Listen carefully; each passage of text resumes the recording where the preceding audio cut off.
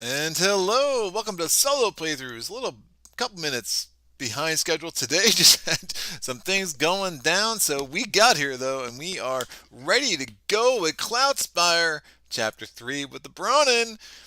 This chapter's interesting. It's much more about learning how to use the market. I mean, I think there's definitely, as much as I find Chapter 1 a really rough introduction to this game, there's definitely seems to be a stacking of skills and an intentionality to the levels and how they're organized in the solo scenario book.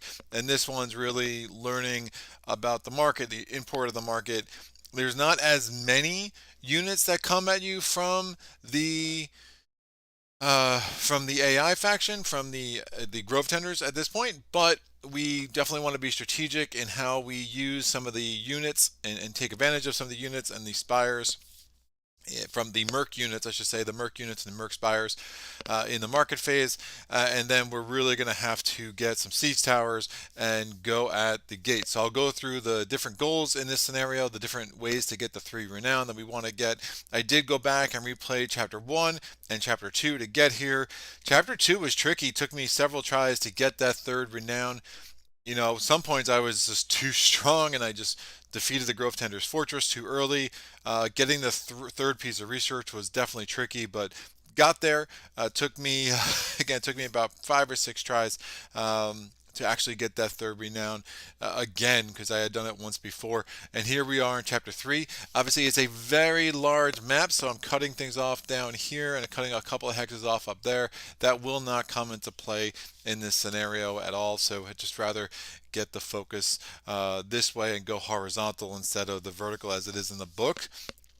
But where are we in the story? Again, the Brawnen, they saw some spies from the heirs who were flying over their territory. That was not acceptable, so they took care of business with the heirs, and then they went on and they wanted to get some research from the Grovetenders, so they took out the, what do they call that? The I don't know. There's the expansion. Not there was a little area where there was some research. The Grovetenders, we had to take out those. We had to take out the 3 Grovetender spires on that little extension that had floated in. Come on, there was a word here. The outpost, the Grovetender outpost called reciprocity. So we took out reciprocity. Cram was a big part of that initiative, although we were not able to deploy Cram. Don't understand how that worked. I guess he was just there and was fighting. We just weren't able to use him ourselves, I guess. I don't know. But here we are in the aftermath of the burning down or knocking down those spires, creating our own spires, and Osh shows up and he has some words for Cram. So story time with Greg. Cram stood from the campfire near the center of what had been the Grovetenders reciprocity base and faced his premier. Out of the corner of his eye, he could see Sturm and Drang scrambling to their feet as well. Osh nodded politely at the twins before clasping Cram's shoulders. Excellent work today, Cram. Excellent, Osh exclaimed.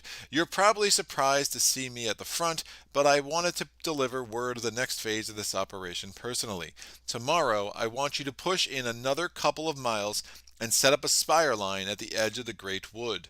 We have the tenders on their heels, so there's no better time than the present. Once you've set everything up, I also want the spires to fire a few warning bombardment shots, just so they know that this is our territory now. Cram felt dizzy. Sir, he said in a hushed tone, I thought the reason we struck out against the Grovetenders here is because we have a claim to reciprocity, and now we've taken it. What you're talking about now is striking into report itself. Cram thought he detected a hint of annoyance in Osh's eyes. Cram, it's not as if we're storming the gates of Yartle. Brawnen are survivors. Times have changed. There's no their island or our island now. We're all on one big island, and we must secure our borders. We need to be protected.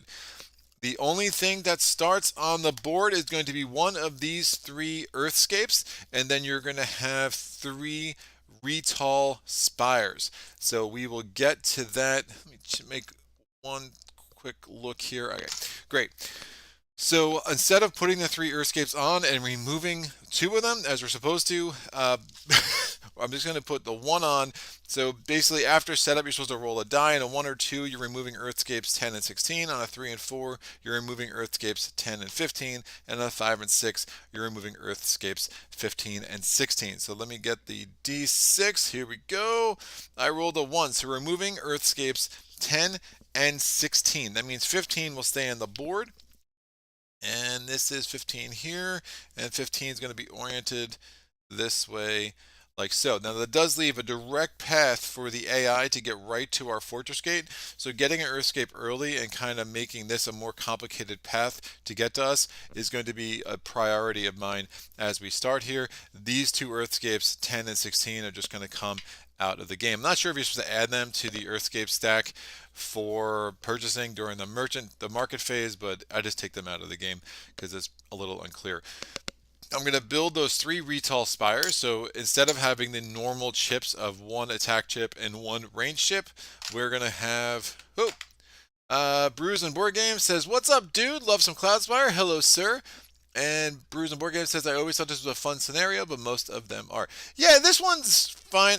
I like the ones with more of the opponents and more tactical battles. This one's a lot more, I think, not chessy, but I think there's just some ways to really game it. You know, the fact that you have unlimited, you can ignore upgrades on your spires, I think is a little bit interesting. I mean, it puts a lot of a value on the upgraded architects, and we'll kind of see that play out. But we'll see. I mean, the way these things go, I'll probably end up with 0 renown after this is all said and done.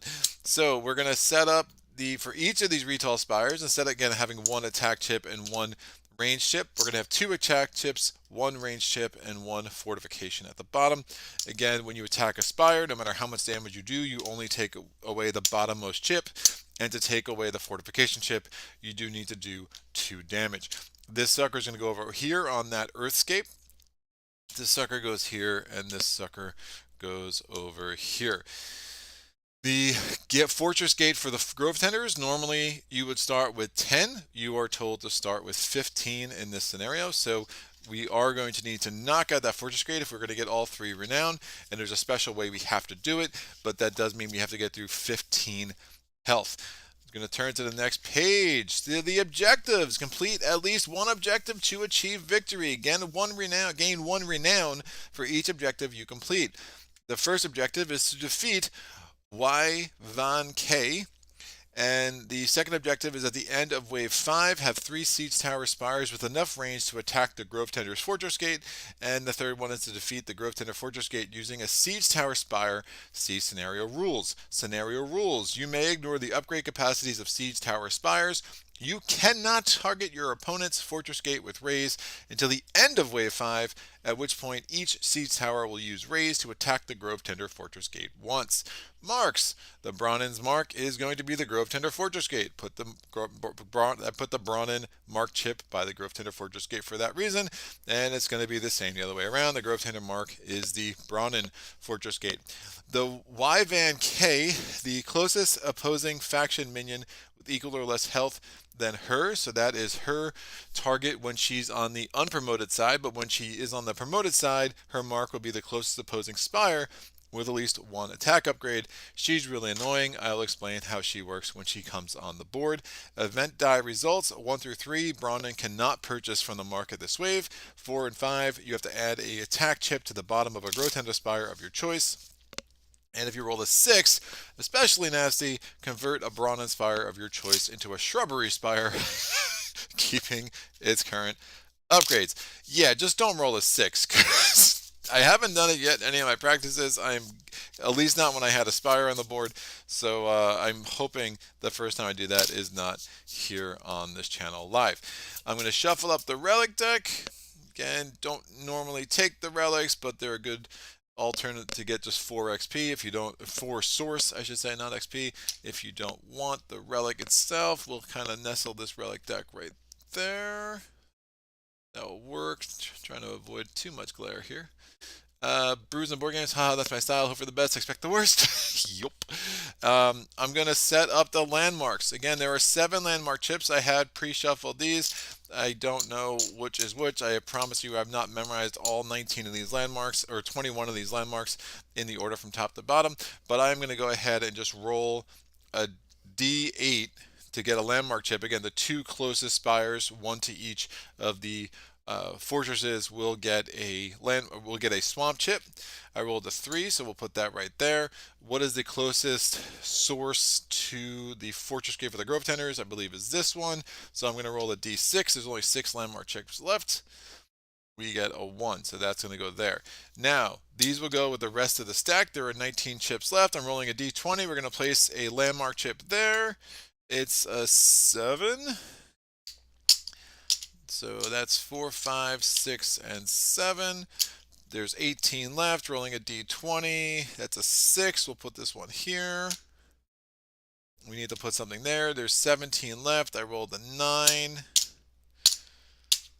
Put this one here. There's 16 left. We just have that left on the board. I rolled a 15. All right, so only 2 swamp landmarks, which isn't great. They're generally speaking the easiest source of source, if I may. So we'll see if we can kind of overcome that. We have our little upgrade tokens for the fortress, and you will see the Grovetenders will actually get a couple of those throughout the course of this scenario, so that's nice. We have our landmark and market talent sheets. Again, it's double-sided, so I have 2 of them just to make that easy, and then we have the Grovetenders sheet over here. The Grovetenders barracks, my barracks, all the health tips are up there. We have the various upgrades for the spires here. Again, attack, range, and then fortification. These are the earthscapes. I'll just give them a quick shuffle and we'll put them face down. 1 will be available in each market phase. If I could get these to line up, that'd be good. So I'll go there.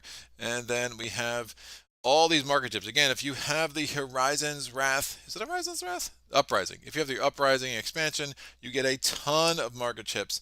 So it's just a lot to shuffle. I'm just going to make these into a big pile, and then we'll go ahead and randomly build 3 stacks, which I'll play out of a tray for these, and we'll just make our market that way. So market, merc units and heroes are huge, especially merc heroes. We are going to want to have one to make our life a lot easier against Y Van K. And I'm assuming Y Van K is a reference to something, some kind of cultural reference I don't fully appreciate. So someone can educate me in the comments if they so choose. All right, here is our market. Ding and ding. So let's go to the wave 1. Wave 1, we are going to have initiative in wave 1. We'll have initiative in wave 1, wave 3, and wave 5. The Grovetenders will have initiative in wave 2 and wave 4. Event phase. There is no event in the first what are we in? There is no event in the first wave, so we're going to go to income phase. We actually will start with 3 income. So our source goes from 0 to 3. Our gate health is obviously, as it normally is, at 10. So income phase is done. Market phase. We're going to flip over 3 chips for the market. We have a flax breastplate. It's hidden armor. Basically, it's something you can get. You can put on your hero when you're about to take damage. Instead of taking damage, you can throw this away. It's really strong, but it's also a 6 source, and I only have a whopping total of 3, so can't afford it. We have the Omen Rider. The Omen Rider is a merc minion. It has Relentless. Relentless isn't going to help us all that much in this scenario. And then we have the Twin Barrel Bunker. It's a repeater. It costs 4 source. It has a reward of 3 source. Again, I cannot afford that. Otherwise, I would be very tempted to get that because we are going to need something to help us against Y Van K. We have that Earthscape comes up. I will go ahead and I will purchase that. So again, when you're buying an Earthscape, it only costs 2. And something I should have checked earlier, I think when you take an Earthscape from there, I think it's immediately replaced and everything goes away the next round. Never really understood the market phase timing here. So sorry about this. Create the market. Mix all together. Leave space for market chips. Fortress enhancements. Come on, where's the market phase? It's like those things that, dude, you did the market phase wrong. You gotta do it. All right. This may be the only purchase if no other players purchase an Earthscape. It's only one may be purchased each wave. Okay. Do Fresh market discarding all market offerings and refilling them. There should always be one Earthscape, one market chip option equal to player count plus one. There should always be. So I guess, yeah, you would just refresh the next one and then we'll just discard one every round. Fine, works for me. So that gets face up. So this is now in my area. Now during the build phase, I can put this on the board and I can put it wherever I want as long as I have influence over that place where I'm putting it. Right now, the only place I have influence is on over this island. I could put this here though, because I'll have at least one thing that will be over, at least one of the hexes will go over a land that I already have influence over.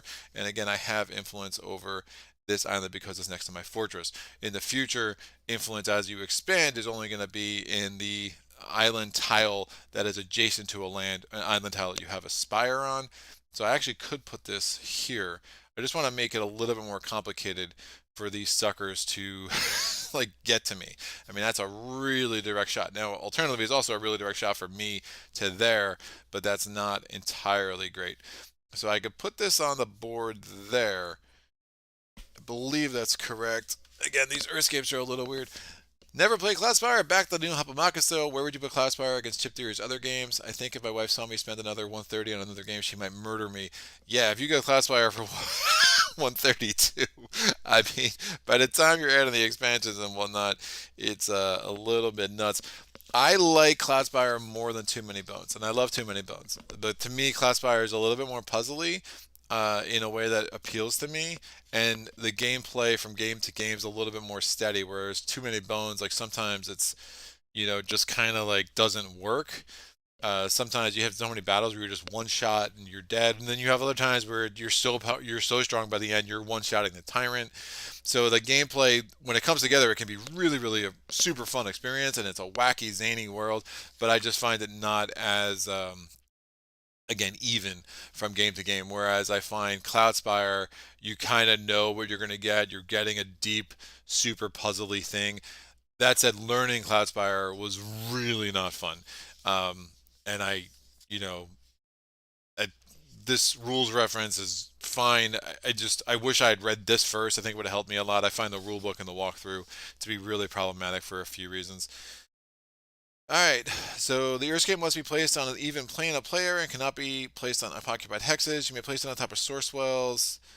You must have influence over at least one of the hexes the Earthscape is placed on, and that's fine. So I have influence here, so I am able to do that. But again, as you just saw, like once you know where to look to get the rule clarifications you need, every game becomes better.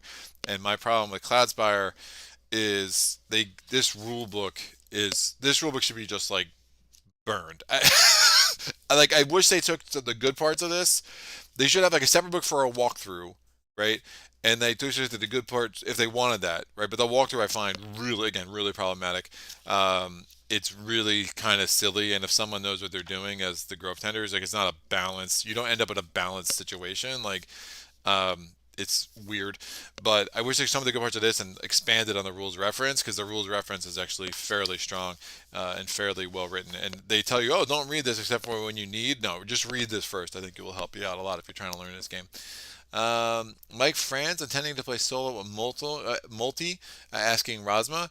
That's actually a really good question. So here we go. So I place this Earthscape on the board. Now, when you place an Earthscape in the build phase, you could also build a Spire, but you have to spend the money, spend the source for the Spire. Obviously, I only have one source left, so I'm not going to be doing any of that. So we're done with the market phase. Build phase is normal. Again, I have only one source. I'm not building anything. I'm not upgrading anything. And now we go to the prep phase. I'm going to take care of the Grovetenders first. The Grovetenders prep phase, they're going to get 3 War Briars. None of them are grouped, and none of them are promoted. So each of these War Briars are going to have 3 health each. Ding, ding, ding, and they're going to go on top of the fortress gate for the Grovetenders and will be deployed on the first turn of the Grovetenders. My turn, I'm going to have 5 CP, or my turn to do the prep phase at least. I'm going to have 5 CP to spend. Osh cost me 0 CP, so I'm going to take him, make sure we have him on the battlefield, try to get him upgraded pretty quick. And then we have the dispatch, which cost me 3 CP, and then Battleborn, which cost me 2 CP. CP is use it or lose it. It does not carry over from round to round, unlike Source. And Osh is going to come in with 3 health. The Battleborn's also going to have 3 health. That's the dispatch in my hand. Sorry about that. The Battleborn is also going to have 3 health. We can stack them as we want. I'll put Osh on top. Then the Battleborn. Yeah, then the dispatch and the Battleborn. It doesn't really matter. So Brawnen there first. Osh has to deploy if he can. He's going to go right into this forest. Remember, his terrain allotment does allow him to go into a forest. The dispatch is going to move 2. He has to use max movement if he can. And as long as he makes any progress, you can want to move him where you want. But he has to make at least 1 point of progress if he can. If he cannot make any progress, you can alternatively do a lateral movement if you want to do that. But again, you have to spend all your movement if you can and make some progress. So we're going to go 1, 2. Now that's different than the AI. If you go to my original Cloudspire video, I was messing it up. The AI does have to use all their movement if they can, and they have to make maximum progress. And I wasn't doing the maximum progress part, which made things a lot easier, but I've corrected that in my last video and obviously today, and that was, again, thanks to helpful comments from viewers such as yourself. The Battleborns, they go 1 and 2. This is the Spire phase. I am not within the range of any Grovetenders Spires, so I do not have to worry about getting shot at, and now we go to the Exploration phase. I'm going to flip over this landmark chip. What is it? It is a Grail Wasp. The Grail Wasp has 3 source as a reward. If you defeat it, only has 2 health, and it is relentless. So, again, your minions have to attack if they can, but you can choose the order in which you attack. I'm going to attack with Osh first. He's a hunter, and he's doing 1 damage, and the hunter skill means that he does a 2nd damage to a landmark chip. So he's actually doing both the damage to kill the Grail Wasps. We get 3 source. That gets us up to 4.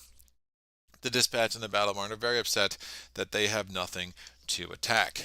That comes out, and now we have ourselves a source well near our fortress gate that we can build something on. We'll probably build a... What are we going to probably build? We will probably build, what's it called? A drilling outpost there in the build phase next turn. Rosma says solo mostly, maybe 2 if I am lucky. Mike Francis, Cloudspire solo is very different from Too Many Bones, which he just covered. Cloudspire is a sequence of puzzles. The process of pondering movement points, attack priority, etc. appeals. Cloudspire is excellent, but like he also said, you have to commit to get the most out of it. Dabbling in Cloudspire, playing once in a while, will just be frustrating. Well said, sir. We are now going to go to the Grovetenders. The Grovetenders are going to deploy. So we have the Briar on top. It has to use all of its movement to make max progress. Again, I cut off the path from that side, so the only path to my fortress gate, which is their mark, is going to be around that new outcropping of rock that I just put.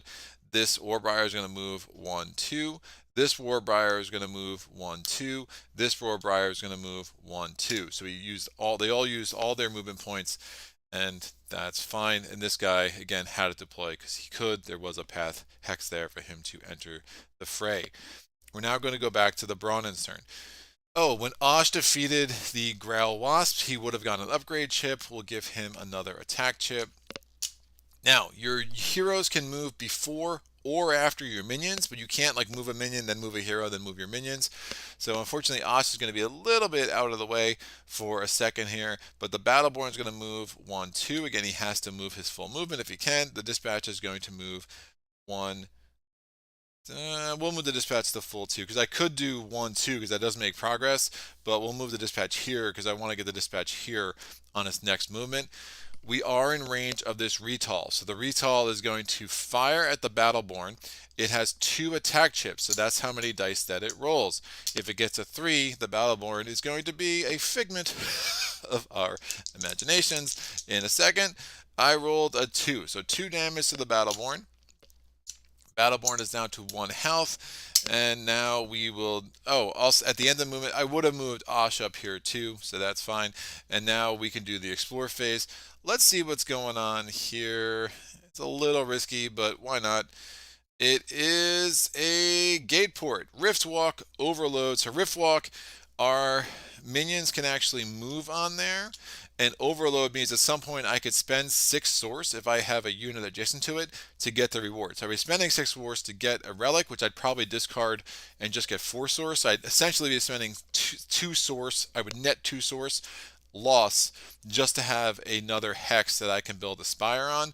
The good part about having that there is that it would give me a place to maybe move Osh out of the way and kind of give me some more options over here. Because if I moved Osh out of the way here, he would be in range of that retall, which isn't great. But if I moved him here, he can be out of the way and then have some flexibility to do some other things in the future. So we'll keep that exposed. Again, when you explore, you have the option to say, do I want to reveal this now? Do I want to not? I do want to reveal that now, and that'll be fine. We go to the Grovetenders for turn. So we look for the leading minion. Who's the leading minion? Taking into account terrain allowances, the leading minion is the one who has the least amount of movement to get to its mark. Again, the mark is our gate. This is the leading minion, so this Warbriar is going to move 1, 2. This Warbriar is the next leading minion, goes 1, 2. This Warbriar is the third leading minion, it goes 1, 2. The Warbriar has Impale, so at the end of its movement, if it is adjacent to a unit, either a landmark unit or one of your own units, if it's adjacent to that unit and it wasn't adjacent to it before it started this movement, which is key, then you take 1 damage. So we're going to want to track that. It is now the Brawnen's turn. The Brawnen's going to move 1, 2. Dispatch goes 1, 2. I'm sorry, the Battleborn. Battleborn's leading minion, so 1, 2. Dispatch goes 1, 2.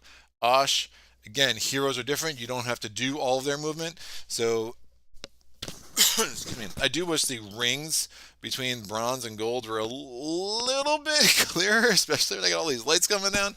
But hopefully you can see that on the camera. The gold means it's always a hero. It's especially with the merc, you want to make sure if you're buying a hero that the difference between a hero and a minion. By the time you're at this stage and getting a game, you'll know what your heroes are, what your minions are. But Osh, I'll just move 1. And he could move on there. There's really no upside to doing that, so he'll just chill there. We're going to see if the Spires fire. Spires are not going to fire because there is no Spire. There is no, none of my units are within range 2 of the retall. Again, Spires have a base range of 1. They have 1 additional range for each one of these range chips that are under them. So 1, 2, 1, 2. They just can't reach any of us. And now we'll carry out our attacks. Battleborn can attack. He's going to attack the Warbriar. The Warbriar survives. It is the first time the Warbriar has been attacked, so he will retaliate. Battleborn is out.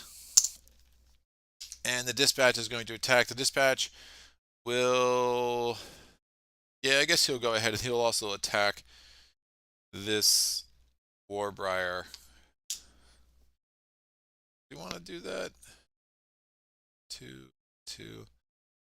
Dispatch will attack this Warbriar up here. I think that makes a little bit more sense. So that is done for the Brawnen's turn. The Grovetenders are going to go. Again, Warbriar is going to make max progress that it can. The Dispatch is blocking its progress forward, so it is going to move. It's going to move 1, 2. Impale triggers. My Dispatch takes 1 damage. The second Warbriar is going to go 1, 2. Again, he uses maximum movement. The third Warbriar is going to go 1, 2. Warbriar is a mouthful. There's only one Warbriar that can attack. This Warbriar is going to attack the Dispatch. The Dispatch will retaliate. Gets that Warbriar down to 1 health. It is now the Brawnen's turn. The Dispatch cannot make any progress. It can't displace the minions for the Grovetenders. And Osh doesn't want to move any further because it doesn't want to get into range of that retall. So the Dispatch is going to go from here. It's just going to attack. It's going to attack this Warbriar and wipe it out. We get 1 source reward. So we go from 4 to 5 on the source. Warbriar goes back in the barracks. And that is that. That Warbriar died, so it didn't retaliate before it died. And now we're going to go to the Grovetenders' turn. this Warbriar. Either one could be the leading minion, so we could choose who we want to go first. Doesn't really matter. I'll have the one with less health go first, so it's going to go 1, 2, and then this one, it can't make any progress, so we could optionally do a lateral move. Doesn't make any sense. We'll just leave it where it is. This Warbriar is going to attack and defeat. Actually, it doesn't even need to attack. It's just going to impale the dispatch. So the dispatch is out, and now all we have is Osh. Osh, what do you say, buddy? Osh is going to go. He's going to move 1, 2, and what he's going to do, and again, we're going to see if Spires fire. This Retall still is out of range, and it's going to attack 1, but I gave it an attack upgrade, so it actually has 2. So it's going to do 2 damage to this Warbriar. We get 1 source. We go from 5 to 6. Warbriar goes back to the barracks, and since we defeated something, we're at our upgraded capacity, so we just get promoted. So now, not only do we have Hunter, but we also have Survival, which means if we don't move or attack on a turn, we get a health back. Additionally, instead of our base attack value being 1, remember I just did 2 damage, why? I did 1 damage plus I had an attack upgrade. Now we're doing 2 damage as a base, and if I have an attack upgrade, my upgrade capacity is still only 1. If I get 2 damage on so if I have an attack upgrade, I'll be doing 3 damage, and that will also stack with Hunter. So if I have an attack upgrade and I attack a landmark minion, if I have a base of 2 plus an attack upgrade plus the Hunter ability, I'd actually be doing 4 damage to a landmark, which can be pretty strong. The Warbriar is going to go. It's going to go 1, 2. It impales me. It attacks me. I'm down to 1 health. I do retaliate, and I'm going to do 2 damage to the Warbriar. Doesn't defeat it, and now Osh's turn. Osh is tired of this Warbriar. It's going to attack, and it's going to get an upgrade because it defeated it. So I'm going to get an attack upgrade. Having 3 attack is really important against the Grovetenders, especially with these annoying Taproots going to come out pretty soon. And I'm going to get another source because I defeated this Warbriar. So I only have 7 source, which is not a lot, unfortunately, but didn't have a lot of opportunities to get more. That being a gate port as opposed to another faction, another landmark minion, is a little unfortunate. Let me check the chat. Rosma, I found Cloudspire tough to learn personally. It took a sustained effort, much more effort than Too Many Bones. Yes. Mike France has agreed, and onboarding new players is much more difficult as well. Rosma says, okay, I'm not against learning, but I'm against onboarding people into heavy games. Thanks, guys. Yeah, awesome commentary there. So that is the end of Wave 1. Why is it the end of the wave? Well, all minions are gone, and so once all minions are gone, it immediately triggers end of wave. That could be in the middle of, like, some actions, right? So if all the minions go away, even if there's heroes of both sides on the board, immediately ends the round, which is interesting. If I had more minions left, once their last minion is dead, then I go into campfire mode, so nothing triggers, my skills don't trigger, survival wouldn't help me, none of that really would happen, and then my minions would carry out their actions. Once they're all gone, again, then we go to end of wave. We're going to wave 2. First thing I'm going to do is the event phase. We're rolling the event die. I rolled a 4. We add an attack upgrade to the bottom of a Grovetender Spire of my choice. I will add it to this Retall over here. And now we go to income phase. I get 3 source, so I go from 7 up to 10, which is not a lot. We're now going to go to the market phase. So all these market offerings go away. And we're going to have a new offering for an Earthscape and 3 new market chips. It is a climbing gear, sure-footed, costs 2. Sure-footed, the talent of sure-footed says that this unit gains the ability to go. It basically will gain the mountain terrain allowance, which can be fairly strong. We have the Glade of Blades. It's a silencer. It has air defense, 1 range, attack 2. It cost 6 source, however, with a 3 source reward. That's not great. Not really sure what silencer is. If the Spire rolls a miss or a 2 on any of its attacks, the target cannot attack for the remainder of the turn. Ooh, that's pretty intense. It's only 2 chips, too. I mean, it's a lot, though. I don't think I can justify spending so much on that this early. And then we have the Anarchist. It's just anarchy. So it's an interesting unit, especially if you group it. Not sure it's the strongest for this scenario. Before this unit's movement each turn, roll a d6. On a 5 or a 6, it just goes away. So it only costs one source, which is like sometimes a worthwhile gamble. But yeah, I don't think I'm going to be going that direction at this point. So we have our build phase. Right, so the build phase of the Grovetenders, they are purchasing an upgrade. So they're going to get Sharpener 1. Now, what's Sharpener 1 do? So we're going to go to the Grovetenders thing, Sharpener 1, the fortress now deals 2 damage when retaliating. Remember, fortress retaliation, even if you're getting attacked range, retaliation for units has to be adjacent, right? Retaliation for the fortress, it retaliates from however far away you are. So if you're retaliating as a unit if you're attacking from a unit with range 7, it doesn't matter. The fortress is still going to do 2 damage as opposed to the normal damage of just 1. So that's done. I'll take care of the rest of the Grovetender stuff while I'm thinking of it. So the units that they're deploying this round are going to be a War Briar, a Vine Herald, and a Grizzled Oak. So the Warbriar is what we know and love. It just has 3 health and Impale.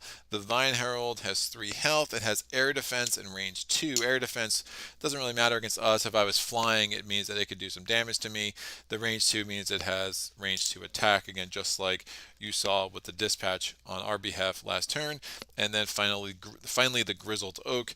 The Grizzled Oak doesn't have a lot going for it on its non-promoted side, but it does have 6 health, and it is attacking 2, and 3 source reward if we defeat it. So Warbriar, Vine Herald, Grizzled Oak, that goes into the Fortress Gate for the Grovetenders. Now I'm going to go back and take care of my build phase and my own personal prep phase. My build phase, I want to spend 3 source to get drilling refinements, which gives me 3 source during every income phase. Doing this in wave 2 means that in future waves I'll just be able to kind of get a benefit back. It's something I might have wanted to do last round, but instead I really wanted to get that Earthscape because I wanted to make this a little bit more complicated for the Grovetenders.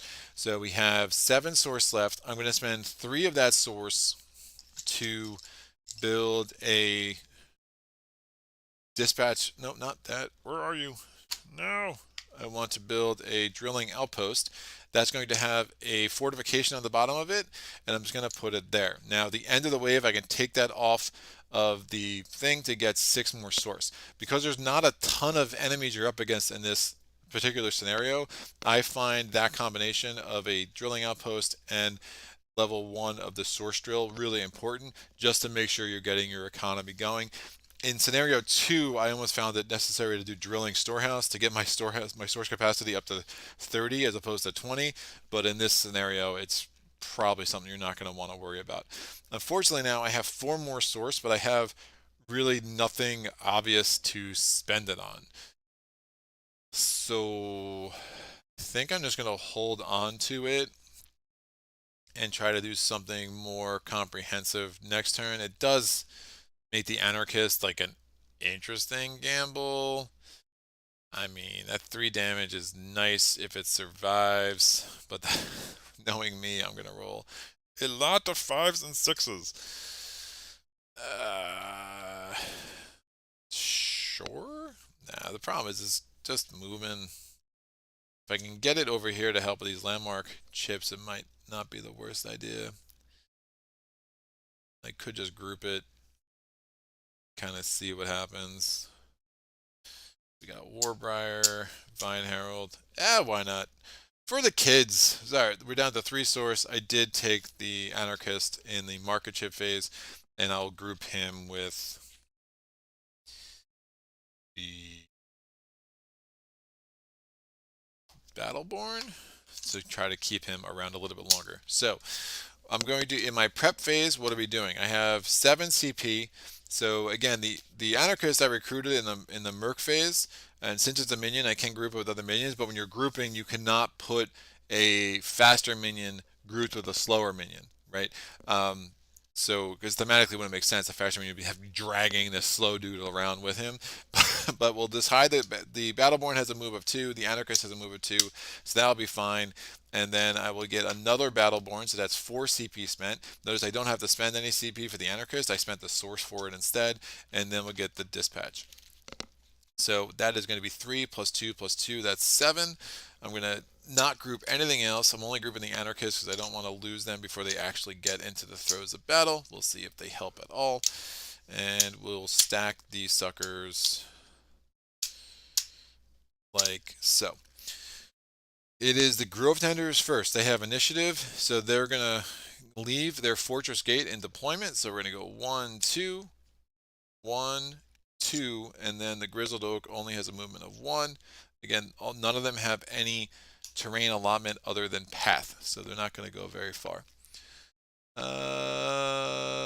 Rocket Magnet says, yeah, I've done drilling in Wave 1 personally on this one just to get the most benefit. Yeah, it makes some sense. It definitely makes some sense. I like that escape. If again, it's a little random, right? If you roll a 5 or a 6, 10 stays right there, and I think that's the easiest it's the easiest situation in this scenario. It just makes life a lot a lot less complicated and kind of adds that element where the AI has to go a little bit more out of their way to get to you. But the way it is now, I'm pretty happy with getting that Earthscape, especially with that, because that's only, again, we need to have 3 siege towers that have range to the fortress gate. So I have 1 there, so 1, 2, 3, 4. I just need 3 range tips on that, and I'll be good.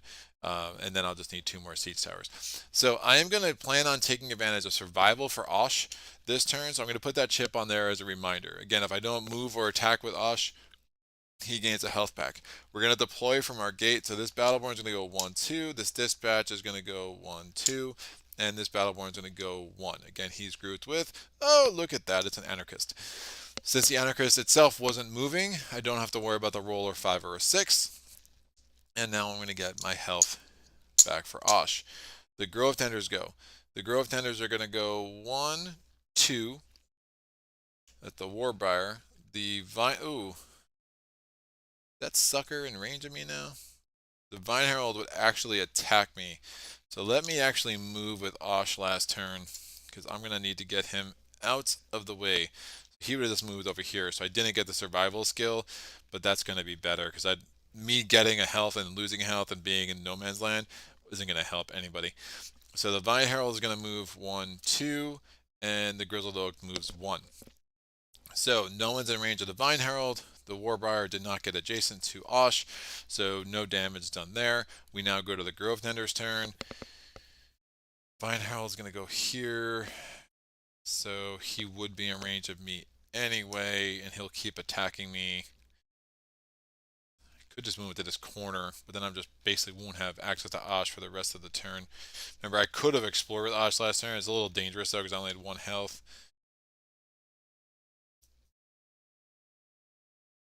Great. It's not a great situation. Osh will move again and just really get out of the way. Or you could just keep healing. Nah, it's safer for him to get out of the way. That's fine. Battleborn's going to move, so I can move my hero before or after I move my minions. The Battleborn's going to move 1, 2. Dispatch going 1, 2. This Battleborn moves 1, 2. They all use their max movement. We are in range of that Retall. The Retall is going to attack. The Battleborn, it rolls a 1 and a blank. So just 1 damage to the Battleborn. We are going to go ahead with the Grovetender's turn. So Grovetender moves 1, 2. Vine Herald goes 1, 2. And the Grizzled Oak moves 1. The Warbriar's Impale triggers. Bam, Impale, not Impale, Impale, whatever. And now the Vine Herald is going to attack the Battleborn because it can defeat it. And that's out. Yeah, it's good I moved. I could have left Osh there because it would have attacked the Battleborn anyway, but that's fine. Math, it gets a little hard to trigger how that was going to play out in my head. So Battleborn is defeated because, again, he lost 1 health because he was impaled and 1 health because of the Vine Herald attacked it. And he lost his 3rd health because of the Retall attacked. And now it's going to be the Brawnen turn. I'm actually going to finally take advantage of that survival ability.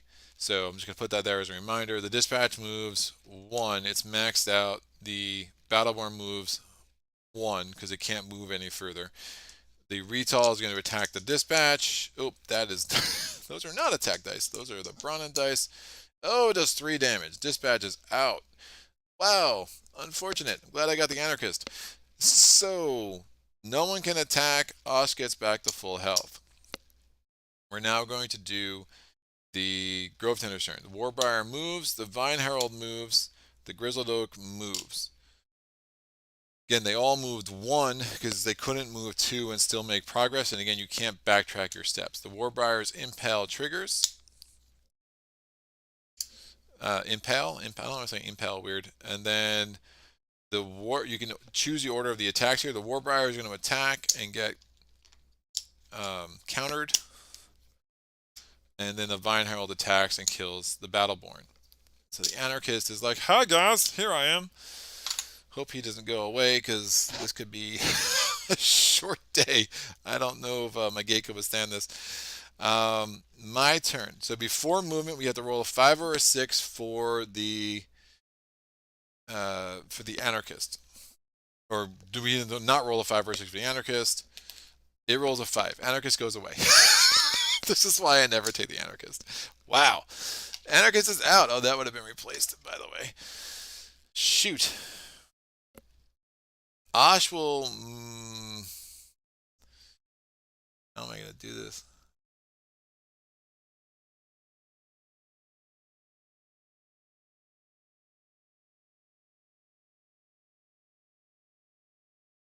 Osh will move 2. Only got 2 health. Shoot. Now, Osh needs to get back to full health before he can attack this Grizzled Oak. So he comes here. Grovetenders go. 1, 2, 1, 2. Oh, my... well, it's got the fortification, so that's fine. They actually won't get destroyed by the Vine Herald or the Warbriar. I was worried about losing my drilling outpost. And then the Grizzled Oak comes here. My turn. Osh is at full health now. He goes 1, 2. Yeah, that will work. The Warbriar goes 1, 2. Vine Herald goes 1, 2. The Warbriar attacks. It does 1 damage to my gate. It gets 1 damage in response. The Vine Herald attacks. It does 1 damage to my gate. It gets 1 damage in response. Again, it has range 2. My turn. I'm going to move... oh, the Grizzled Oak would have also moved 1, 2. It would have moved just the 1. The Grizzled Oak attacks Osh. It does 2 damage. It gets 3 damage in retaliation. Again, 2 damage as a base plus the 1 because I have an attack upgrade. My turn. Osh is not going to move. He's just going to attack. He does 3 damage again. We've defeated the Grizzled Oak. We go from 3 source up to 6. It is now the Grovetenders' turn. The Grovetenders are going to... the Warbriar is going to attack. It is 1 damage. Retaliation wipes it out. The Vine Herald is going to attack. It does 1 damage, gets 1 retaliate. Osh is not going to move or attack, so it gets 1 health back. And then the Vine Herald is going to move 1, 2. It attacks, does 1 damage. My gate's down to 5. Retaliation wipes it out. So that actually wasn't terrible. It just looked a bit ugly. But my gate having 5 health left is absolutely fine. You definitely want to use health as a resource as long as you don't get under, ever get under 10. That's fine. I would have liked to have done some of these landmark chips, but just frankly wasn't in a place where it was safe to do.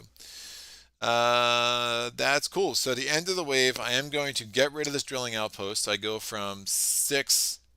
Oh, I should have gotten a source when the Warbriar died and the source when the Vine Herald died. I started this thing with 3.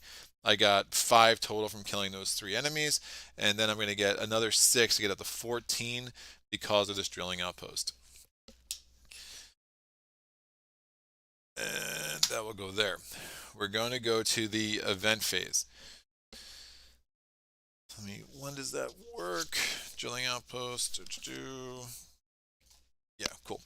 So we're going to go to the event phase. We're rolling the event die. I rolled a 5, add another attack spire, attack upgrade to the bottom of one of the Grovetenders spires. That will go there. And now we go to the income phase. So I get 3 income plus 3 income because I have level 1 of source drill. That gets me up to 20. So I maxed out. We go to the market phase. All these will go out. This goes out. Flip this over. Take out 3 new market chips. We have the train, which will give you an additional upgrade slot for a hero. It's actually really strong. The fashioner can be strong later. It's not great now. And then fair fight. So really not loving these chips. I need a merc hero big time, and I'm going to need that for the next wave. So I'm going to do a couple of things. I'm going to go to we're in the build phase. We're going to Grovetenders construct a retall spire on a fortress fortress source well. Speaking is hard today. All right, so we're going to put this over here. And then we'll do the rest of their prep phase, go back. I'm going to do my market build and prep phase after I've taken care of them. There are just 2 Taproots. If the Taproots are defeated, we get an upgraded Ogre growth. Trust me, you do not want to do that. So we really do not want to have summon trigger. For those who did not see Wave 2, what the Taproots do is they have air defense, so they can attack things that are flying. They have 2 range, and they have summon. If they are ever reduced down to exactly 1 health, they flip to their promoted side, and then they summon. The prep phase here tells you what they're summoning. So if a Taproot gets into 1 health, it goes away, and it's not 100% defeated. It's still going to come back on its promoted side later, but the promoted side is really weak. But it's going to summon an Ogre growth, and Ogre growth could be a huge problem for us to take on. So we have these 2 Taproots. We are going to want to make sure that they never get exactly 1 health. All right. So we did all the Grovetender stuff. I'm going to go back here, and how am I going to spend my 20 source? Well, first I'm going to put another drilling outpost in play. Put that there. I'm going to spend 6 more source because the market next turn is going to be everything. I'm going to upgrade my gate port. So market buyout. After the last player's turn during the market phase, you may take an additional turn. And at the start of your turn during the market phase, you may discard all market options and refill the market. I am going to want to probably buy. I want to make sure that I'm buying something I'm going to need in wave 4 here. And then I have 11 more source. With that 11 source, I'm going to spend 6 to get the upgraded smelter, which will allow me to build a siege tower here, and we'll probably want to get one of those there. We need to start wiping out that retall, which is just chilling in the middle and making life a little bit difficult. So I'm not going to upgrade any of my minions, which is pretty wild, but we'll be able to do that pretty quickly. I generally really go pretty hard with assembly usually. I could upgrade the Aegis with my last 5. But as it is now, I might be able to build a siege tower there pretty quick. It's obviously a little bit vulnerable. But again, I can ignore upgrade restrictions. So I think I'm good as I am right now. We'll just let that play out. And now we're going to go to my prep phase. My prep phase is 9. So I want to use I'm planning to use limited build options to get a pretty strong siege tower here by the end of this round. All right, and we'll kind of see that play out hopefully. My 9 CP, I'm going to get a non-upgraded Aegis, a non-upgraded Battleborn, and a non-upgraded Dispatch. They all have 2 movement, makes life nice and simple. We'll put the Aegis up in front, 3 health, the Battleborn, 3 health, and the Dispatch, 3 health. Yoink. The Brawnen are first. I'm going to chill with Osh and just get his full health back. That will make some sense. The Aegis is going to move 1, 2. Battleborn 1, 2. Dispatch can only move 1. Go here. I deliberately used the gate also in this scenario early. Yeah, I've done that in other scenarios. That was not the plan with this scenario, but I was like, oh, that's actually not that big of a deal. Neither the Vine Herald nor the Warbriar could do much of anything, and the fortification chip on the drilling post was able to withstand their measly attacks. And notice the impale only works against units; it doesn't work against spires, which is nice. So Osh is back to full health. We're now going to go to the Grovetenders' turn. The Grovetenders, the Taproots, are going to deploy 1, 2, 1, 2. They're not in range of anything. And now we're going to go to my turn. I think it's time I start looking at some of these chips. The Aegis is going to move 1, 2. See if he can survive a couple of attacks here. The Battleborn moves 1, 2, and the Dispatch moves. Nope. Let's do it this way. Battleborn moves 1. Nah, it doesn't really matter. Battleborn, dispatch will move 1, 2. Battleborn moves 1, 2. We're going to get fired at with the Retall against the Aegis. It rolls a 2. Armored reduces that attack from a 2 down to a 1. So it just takes 2 damage. We are going to actually explore with Osh. I'm going to explore this chip first. What is it? It is Awaken. Ugh. If I reveal this, I also reveal the chips, all the other chips in play, which I'm not sure I want to do. Well, I'm about to reveal this one anyway. It might be helpful to know what that is, and that could really make life difficult for the Taproots, but it also could make it more likely that they're going to be reduced down to 1. And I don't want that. So I'm going to put this one back and not reveal that just yet, because it just creates too much variability that I'm not sure I'm going to want to deal with right now. So I'm going to reveal this. It is the Traxxur Hellion, Engage and Foreboding. And when I defeat it, I get to place a source spell. So Foreboding means I have to reveal it because I explored it, so I don't have the option to put it back down. And the Engage means if I can attack it, I must attack it. So this should be fine. So Osh has to attack it now. So it's doing 2 damage. It has 1 attack upgrade. And again, it has the Hunter skill. So it's doing 4 damage to the Traxxur Hellion. The Hellion retaliates and does 1 damage to Osh. Putting a Sourcewell here, I do have influence because I have Aspire on that land.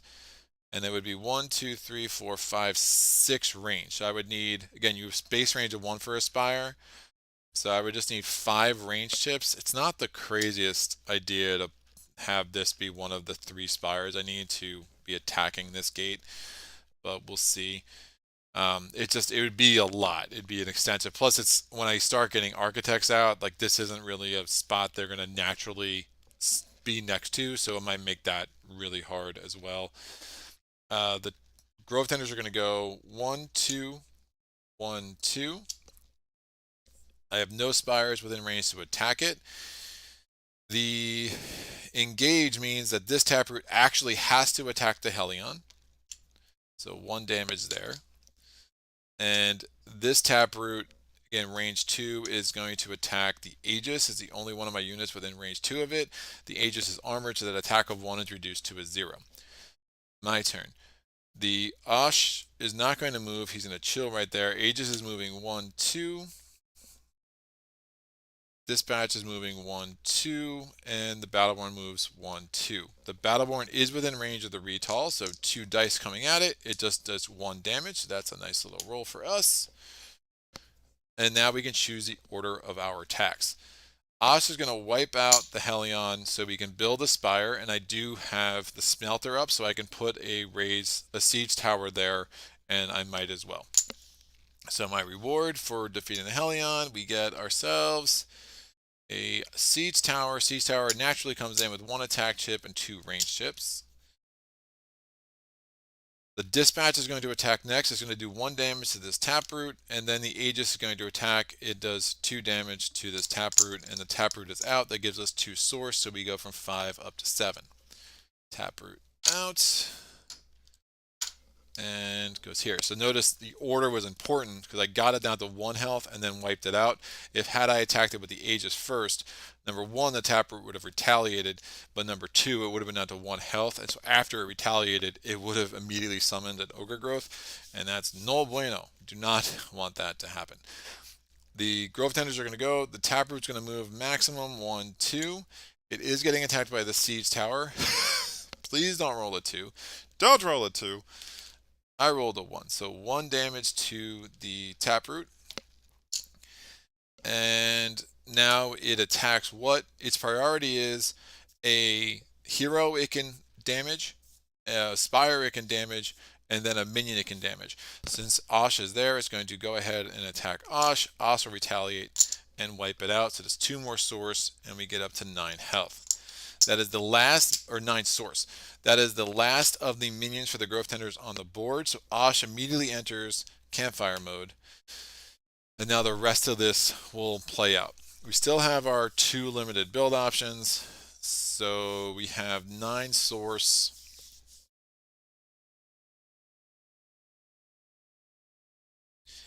Just not sure if it makes sense to build a siege tower there just yet.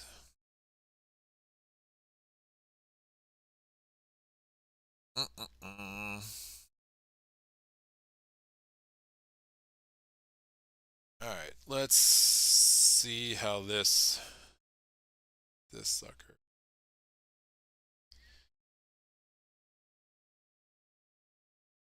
So I'm tempted to use one of my limited build options, is what I'm debating right now. Maybe that's not the greatest idea.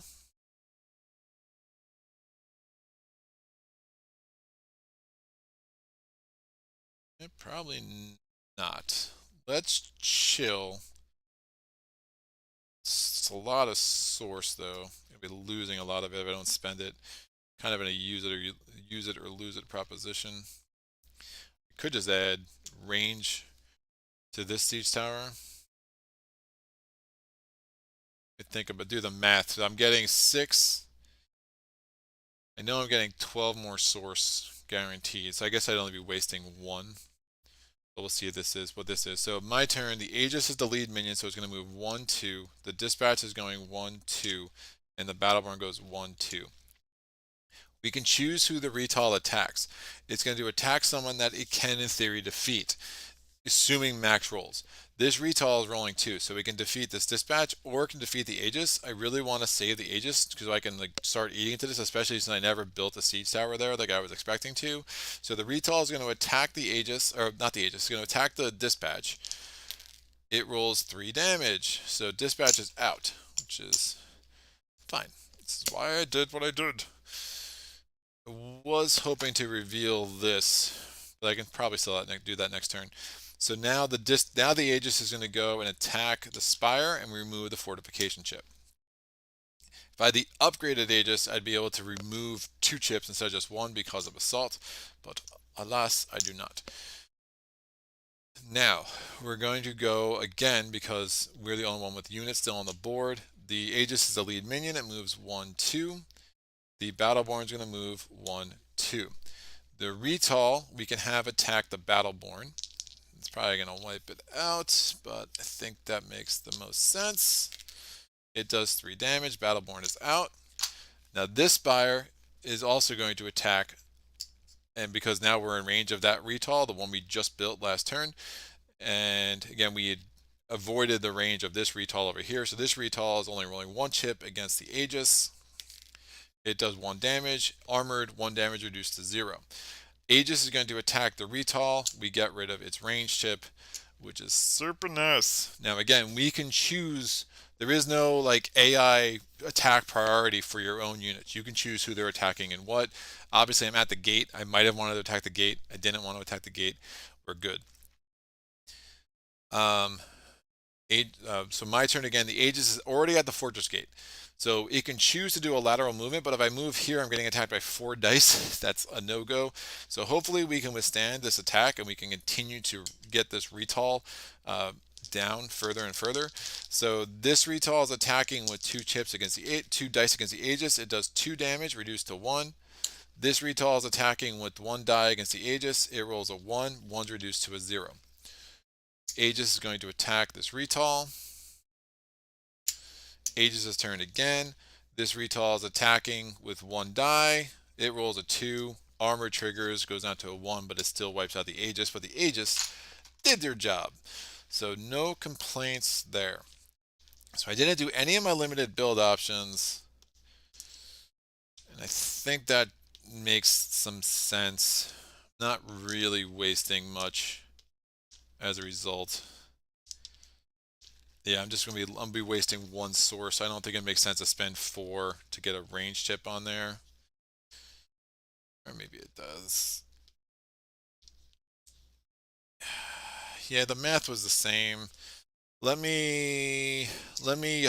use one of my limited build options to spend 4, so they're down to 5, and we'll get a range chip here because I'm going to need to do it eventually, and every source could matter. So again, 1, 1, 2, 3. So 2 more range tips, and this siege tower is all of a sudden able to wipe out, or, to reach that fortress gate. Or could have just, yeah, fortification chip wouldn't have made much sense at this point either. What's coming in? Taproot, Taproot, Warbriar, maybe a Treed. All right, so end of the round is done. So we're going to go to wave 4. End of the round of taking this drilling well post out. We get 6 source from that, so we're up to 11. Done. We are going to roll we're no event in wave 4. We get income of 3 source plus 3 because we have the first level of source drills, so we go up to 17. And we have 17 source to spend. Market phase as normal. These 3 chips go away. This goes away. This will flip. And give me some Merc heroes. So the Portal Hopper is a Merc unit. Yikes. So the Portal Hopper is interesting. It has camouflage and incorporeal. Camouflage units and spires must be adjacent to this unit or spire in order to attack it. And the incorporeal means that this unit may move through opposing units, but cannot end its movement on the same hex as another unit. Steal 1 source from the controlling faction of each active unit it passes through. Man.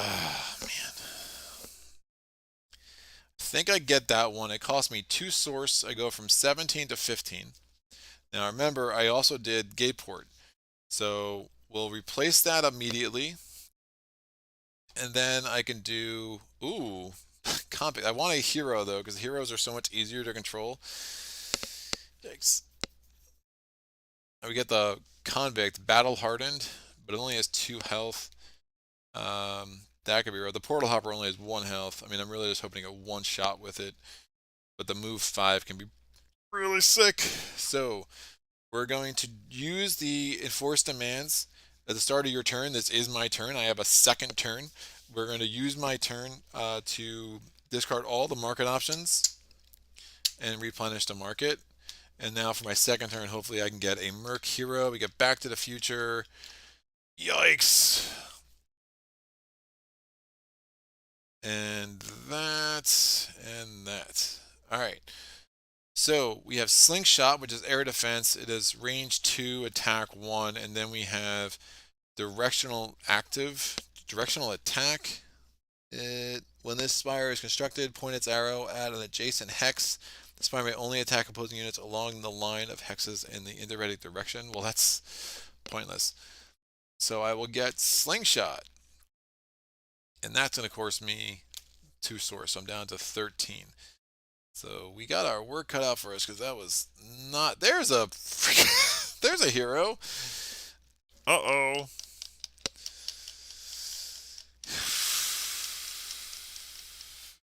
Okay. We'll see how this works out. So Slingshot has 1 range and 2, and Portal Hopper has 1 health.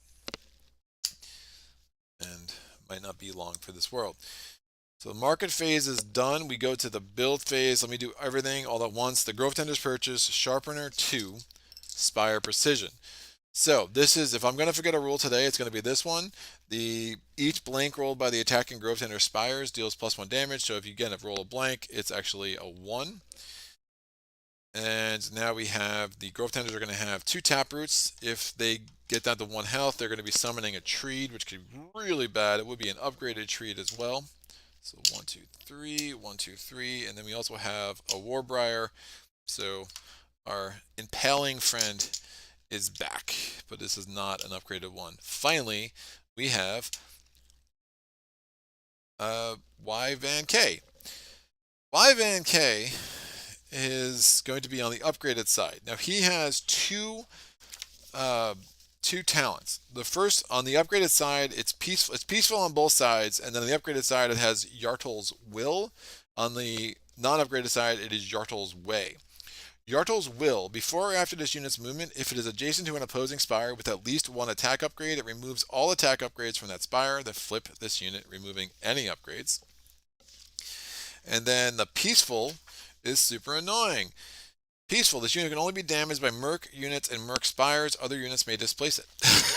So, this sucker has no attack stat, and it cannot be damaged by us, but is going to go around basically trying to remove all the attack chips from our Spire, which is one of the reasons I ended up not building the siege tower there, since I got the siege tower here. But the attack chip in that siege tower is pretty much going to go away fairly quickly. Oh,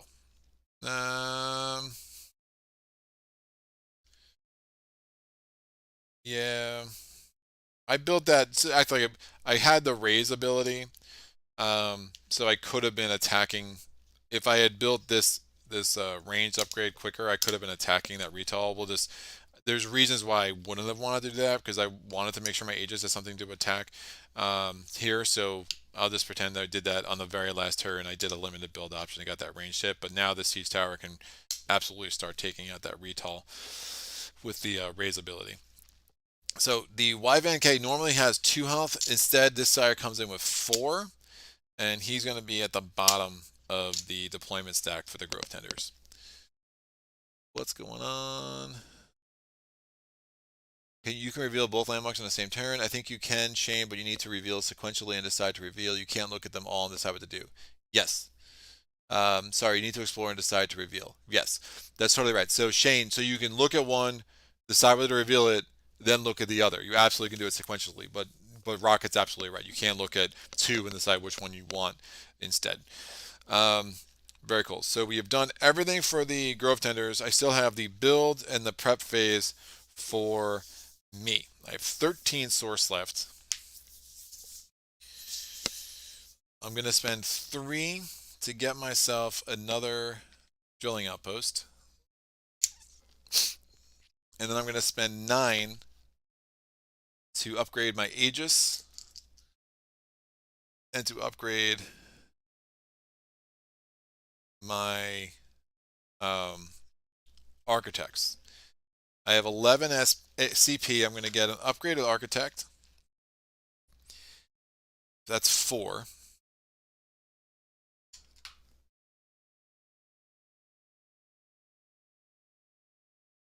The upgraded Aegis moves super slow, but that could be helpful. He comes in with 4, and then we'll take a regular dispatch, and that comes in with 3. So we'll put the architect on the bottom with 4 health. The Aegis is going to have 3 health, and the dispatch will have 3 health. Now, for the purpose of Yartel's Will and Yartel's Way, Merc units are considered faction units. I'm going to put a gray chip on them just to indicate ownership, but obviously it's a little bit unnecessary in this situation. Man.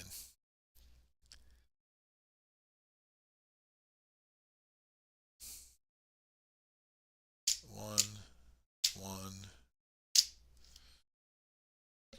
Yikes. Yeah, I might not even be able to put that drilling outpost out. If I put this here, it's just gonna lose the attack chip, and then we'll be able to upgrade it. Ah, that's crazy. Yeah, and I don't want to put the drilling outpost there. Let me take that back. I'm not going to build the drilling outpost. I'm going to build the slingshot here. I think that will work.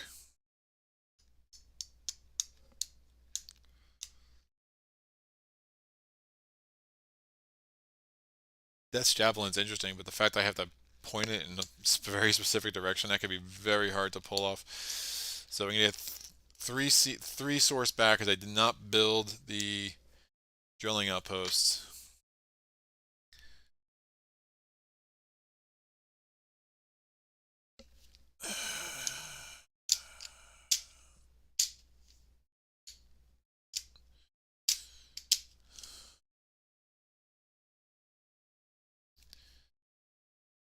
And what I'll do is I'll spend the last 4 CP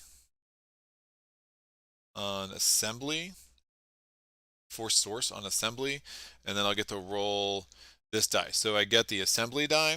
So gain during the, oh, it only cost me 3 source, so I have 1 source left.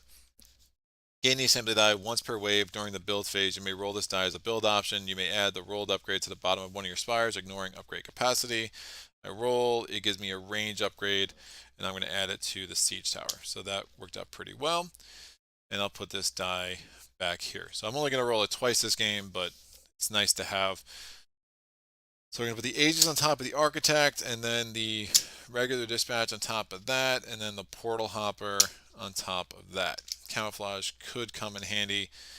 Or hopefully, since YVanK between the slingshot, if we can get 2 attacks with the slingshot and 1 attack with the Portal Hopper, that will be really helpful to potentially wiping out VanK. But Portal Hopper is not going to be around very long, so we're going to definitely need some things to go magically our way at this point. So the Grovetenders go first. They're going to deploy. The Taproots go 1, 2, 1, 2, 1, 2. Now, YVanK, his terrain allotment allows him to go through mountains. And what's his mark? Well, on the upgraded side, it's going to be the closest opposing spire with at least 1 attack upgrade. So that is obviously going to be the siege tower.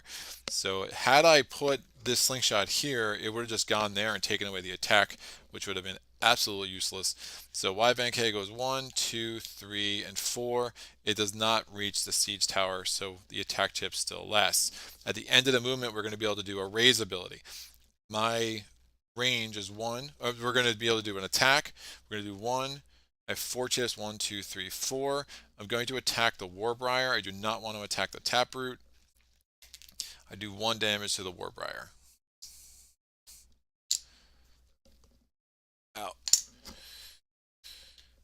Alright, my turn.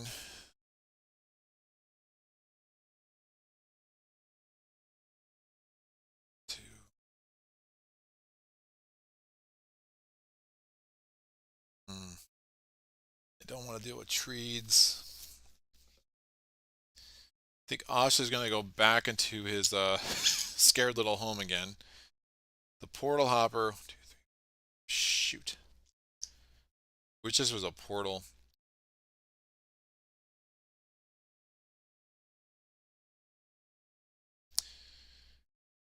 And he's just going to get... Oh, never mind. YVanK's mark is still here. So that should work out, I guess. So 1, 2, 3, 4, 5. Things need to be adjacent to attack it, and nothing will be next turn. So that will go there. First, I'm going to do the raise on the retall. Oof, I missed. Good job, Siege Tower. Excellent. Dispatch is going to go 1, 2. Aegis is going to go...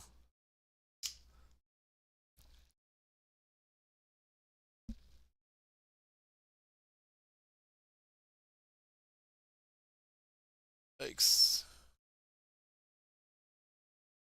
It's a lot of badness. I don't know how this is going to work out. Aegis is going to go 1, and the Architect can't leave.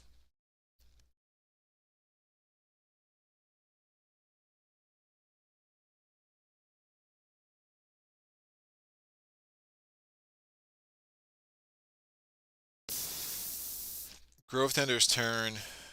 VanK is going to go... Going to use max movement. It's trying to get close to its mark, so it's going to go 1, 2, 3, 4. That is closer to its mark. Again, the mark is not the Fortress Gate, it's the Siege Tower. We're going to look at Yardle's Will. What is Yardle's Will? Before or after this unit's movement, if it is adjacent to an opposing spire with at least 1 attack upgrade, it removes all attack upgrades from that spire, then flip this unit, removing any upgrades. So, it removes the attack chip from the Siege Tower, and then it flips. And now it is Yardle's Way. So it went from Yardle's Will to Yardle's Way before or after this unit's movement. If it is adjacent to an opposing faction minion with equal or less, then it will return that minion to the barracks and promote this unit. Minions returned this way are not defeated. That will work.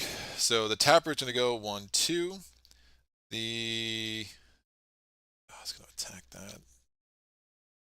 Yeah, that's fine. This Taproot goes 1, 2. And this Warbriar goes 1, 2. There's nothing else. This Taproot cannot attack the Portal Hopper because it's incorporeal, so it's camouflaged, so it's not adjacent, but it can take one of these range chips off of the Siege Tower, and no one else can attack. My turn. We're gonna do max movement for the portal hoppers 1, 2, 3. Again, it is closer to the gate, so that's totally legitimate for it to go there. Is it closer to the gate? Is it closer to the gate?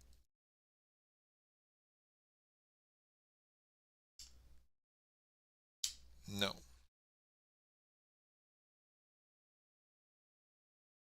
Portal hopper went 1, 2, 3, 4, 5. Portal hopper should have gone there last turn, because now it can go there and still be closer to the gate. So 1, 2, 3, 4. Because if I was here, I would have to end there, which doesn't help me at all, obviously. So we're going to go here. And if I had done that math last turn, I would have been able to figure that out. So, because YVNK would have had to end there with its 4 movement. Now YVNK only has 3 movement. Now that it's on its non-promoted side, it still has the 4 health though because of the scenario rules. The portal hopper stops there. The dispatch goes 1, 2. The Aegis goes 1, and then the architect is going to go 1, 2. It can't move the full 3. The portal hopper is attacking. It is a merc minion, so it is absolutely allowed to attack Van K. Van K only has 2 health left. The dispatch is going to attack range 2. I'll have it attack this Taproot, so it's down to 2 health, and none of the other minions that I have can attack. Grovetenders turn. The Grovetenders are going to move 1, 2, max progress, 1, 2, max progress, and then 1, 2. YVNK before or after movement doesn't have to move. Before or after movement, it is because it's already next to its mark. Now I could have it do an optional adjacent move, but actually there's no place for it to move. So it's opposing faction minion with equal or less health. It will return the minion to the barracks. So the portal hopper is out. Yeah, this market really did not cooperate.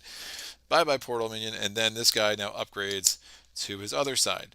So what's it going to go after? Well, it's going after a Spire with an attack upgrade, so it's going to go after the slingshot and should be knocked out before it gets there, assuming I don't roll like utter garbage. So that's fine. If I roll like utter garbage, we're just done for. This Taproot is going to attack. It's going to prioritize damaging a Spire before it prioritizes damaging a minion because it cannot defeat anything. So 1 damage here. Oh, and my second turn, by the way, Osh would have healed 1 because he didn't move or attack. And he can't attack YVNK anyway. So Siege Tower is down to 2 range. And this Taproot is going to attack something it can damage. We will have it attack. Oh, you know what? The dispatch wouldn't have attacked the Taproot. The dispatch was actually in range to attack the Retall, which makes a lot more sense, and that gives me 2 source reward. I like that better, so the Retall's out. Sorry about that. Let's not mess with these Taproots too much. Now this Taproot can attack something it can damage, so it won't attack the Aegis because Armored would prevent it from actually damaging it, but it can attack the Dispatch or the Builder. We'll have it attack the Builder, and then there's no retaliation. I can displace YVNK because the special rules for how it operates. Problem is, Osh isn't at full health, so displacing YVNK doesn't help me all that much.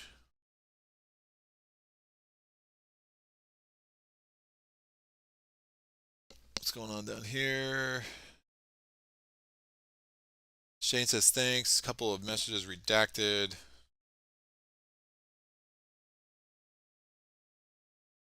Eesh. Bad spot, kids. I have 3 source.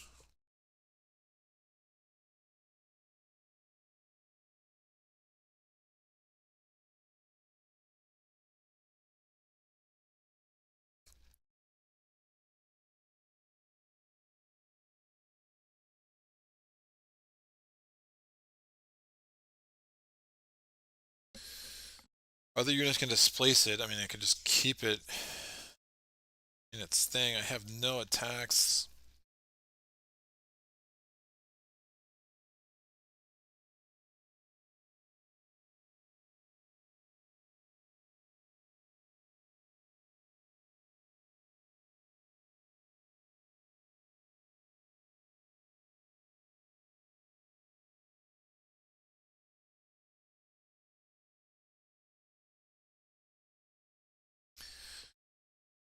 Now I gotta get back to full health.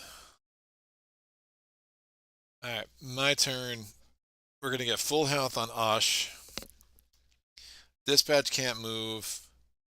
Aegis is moving 1. The Architect moves 1, 2. Ooh. This slingshot would have actually fired on the Taproot. Well, makes me a little nervous. Or a lot nervous. Don't roll a 2, it's a 1, so the Taproot is down to 2. This dispatch is now going to attack the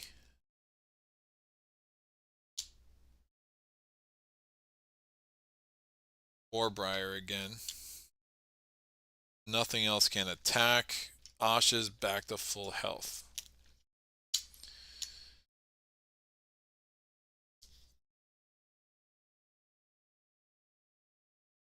Pale only works on opposing units. Yeah, that's a really weird playthrough.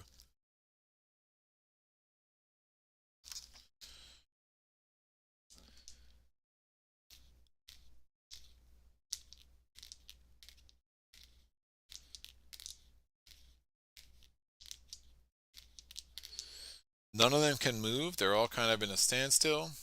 Except Yvan-K would be going toward there. It can get closer to its target. So it's going to move 1, 2. It's the most it can move on making any progress toward there. It's trying to get there or there.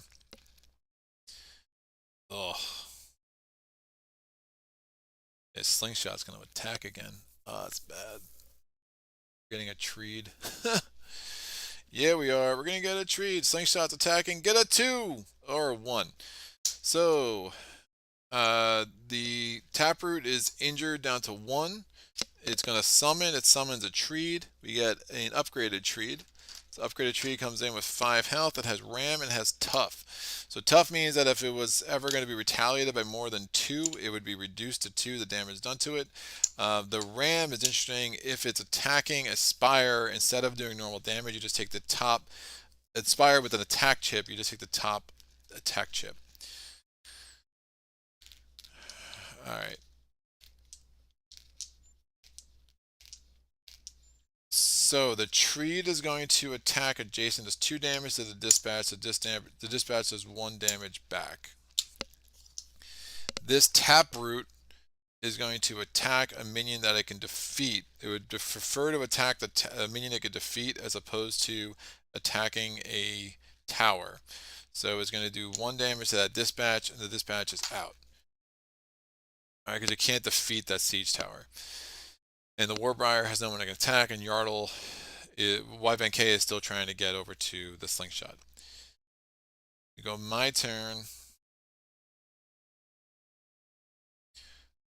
Osh is going to move 1, 2. The Aegis, and now the minions will go. He moves just 1, and the Architect's going to move 1. Osh is going to defeat this Taproot because it's doing 2 damage plus the attack upgrade. And that's going to be 2 source, gets us up to 5. And Aegis is going to do 2 damage. It gets retaliated for 2. So it's down to 1 health. Again, armor doesn't help against retaliation. It only helps against attacks.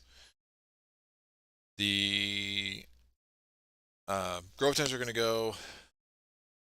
The Warbriar is going to move just the 1 that it can move. It does 1 damage to Osh because of Impale. Yardle's going to move 4. It's trying to get over there. It's going to go 1, 2, 3, 4. The slingshot's going to fire against Yvan K. Give me a 2. Oh, huge. All right, so Yvan K is out. We get no source reward for that. But again, when you defeat a hero, it's actually out of the game. The Treed is going to attack the Aegis. That is enough to wipe it out. And then the Warbriar is going to attack Osh. It does 1 damage. Osh retaliates and wipes out the Warbriar. So we get 1 source for that. Alright, that was a huge roll by the slingshot because I had no idea what Yvanko was going to do. So the Treed, so now it's my turn. Osh is going to, the builder is going to move 1. At the end of its movement, it's going to create a tower.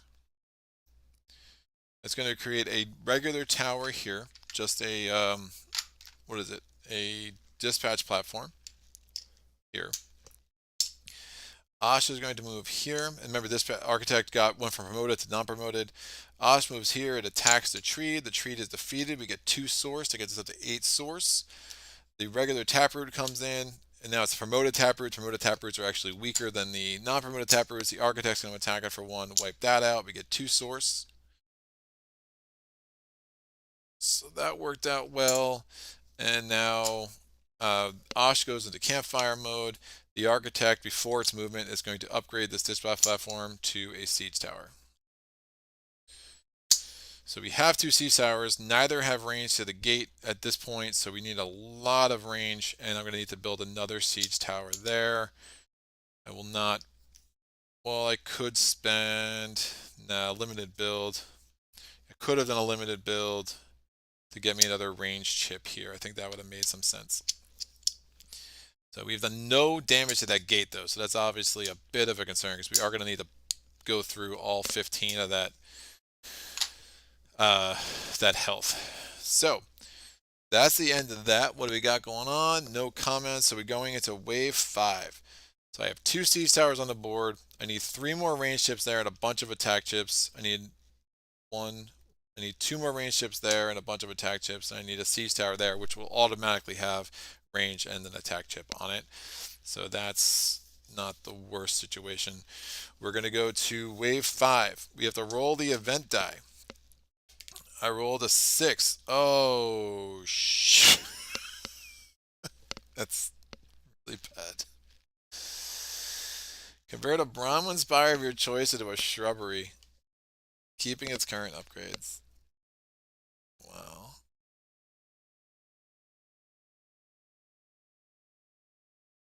Well, think we do the slingshot. Is a Brawnen Spire. Yowza. Shrubbery. What's shrubbery? Camouflage. It attacks 1. Cover. It's really pretty easy to knock out. It'll give us a source when we do. So that's fine. I don't want to lose any of those siege towers. Again, that's the first time I've rolled that, but figured it would happen. Now we go to income phase. I get 6 income, so I'm up to 13, which is not a lot. Market phase, these all go away. Revealing this, and 3 more chips. It's a thing, and a thing. None of them are great. We're going to do the build phase as normal, and then the prep phase. So 13. We're going to have 13 CP for me. We'll spend that in a second. We have an upgraded Treed and an upgraded Grizzled Oak for the Grovetenders. Grizzled Oak. 7 health there.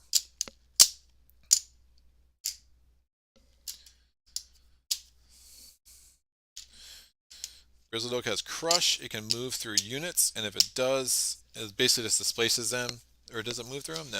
I think it just moves. It leaves them where they are. Yeah, Doran's movement this unit will displace. It does displace them. Opposing factions units that have less health than it does. If it is able to do so while adhering to AI movement rules, it deals 2 damage to each unit it displaces. Displacing, you're just basically switching sides. That tree could be a little nasty with the siege tower right here.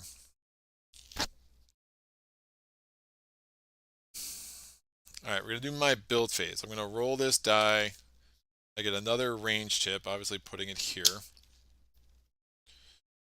2 range chips, 2 range chips. I'm going to get with my 13 CP, I think I bring both Aegises in. Or 13 source. I think I bring both Aegises in, and I think I bring...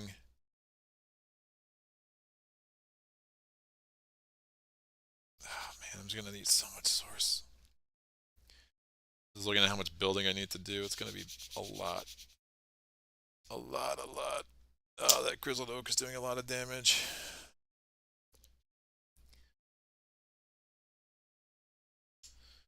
I'm going to spend 4 to build up fortifications here. First.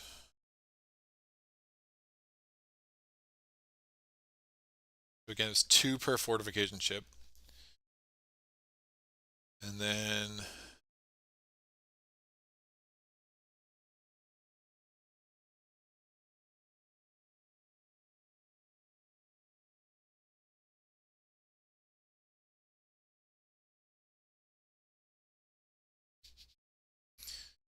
spend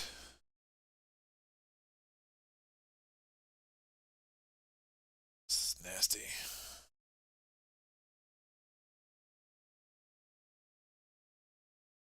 I gotta get architects out there. Oh, I really do. If I bring in 2 architects, that's 4 each.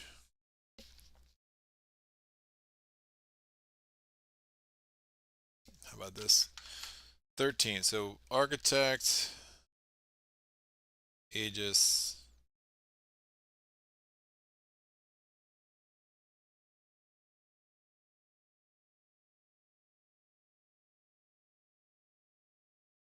Upgrade the Battleborn just to get the quicker movement out there.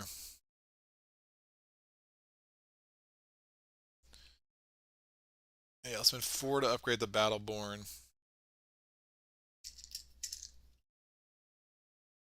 And I'll get a dispatch. So that would be 13. We have a regular dispatch, upgraded Battleborn, an Aegis, and an Architect. 3 health for the Aegis, 4 health here. I think I'm gonna do everything else. I'm just not gonna have enough attack, I don't think, at the end to pull this off. So Battleborn will go first, then Aegis, dispatch, architect. I'll do dispatch, Aegis, then architect. Great. So we're going Battleborn 1, 2, nope, yeah, Brawnen are first. 1, 2, 3. Osh is just going to heal, so I'll put that as a reminder. Dispatch goes 1, 2. Aegis goes 1, and Architect can't leave the gate yet. The shrubbery is going to attack. It can damage the Aegis, so it is going to attack the Aegis. Hopefully we roll a 1. I do. 1 down to a 0 because armored. And now the Aegis is going to attack the shrubbery. It has assault, so it removes 2. And then the dispatch is going to defeat the shrubbery. That gives a source of 1. So we're at 6.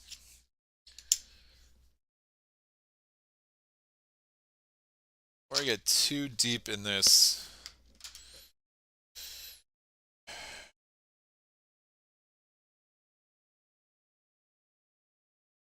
before I put the fortification chips on there, so let me have spent 3 more to put an attack chip. I had the source to do it, and then I put the 2 fortifications, because I know the tree is going to take away an attack chip anyway, but at least that will give me a better roll for a minute. Really don't want the siege tower to go away entirely. So again, that was a build option during the build phase that I still had to spend. Good news that a win, this is a win unless your gate goes down. Yeah, it's a weak win though, man. I'm not gonna lie. All right, the Grovetenders go. So max progress 1, 2, 3. Grizzled Oak goes 1, 2.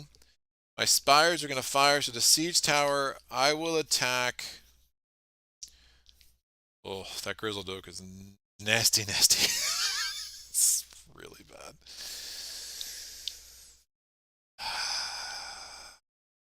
Yeah, I'm gonna attack the Grizzled Oak. That 4 attack is really bad.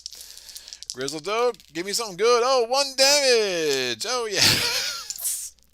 Great. That's a bad roll. Alright, the Treed is going to attack the Siege Tower. Instead of doing normal damage, it removes the top attack chip. My turn.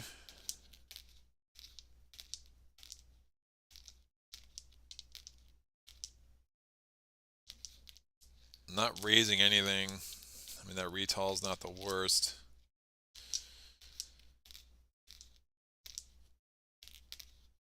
Ugh.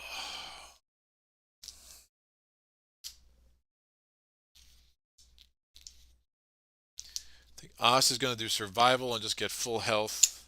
The Battleborn is going to go 1, 2, 3. He displaces Osh. Again, leaders cannot stop the progress of minions. The Dispatch goes 1, 2. Aegis goes 1. The Architect comes 1, 2. Again, no Spires firing at me. The Dispatch is going to do 1 damage to the Treed.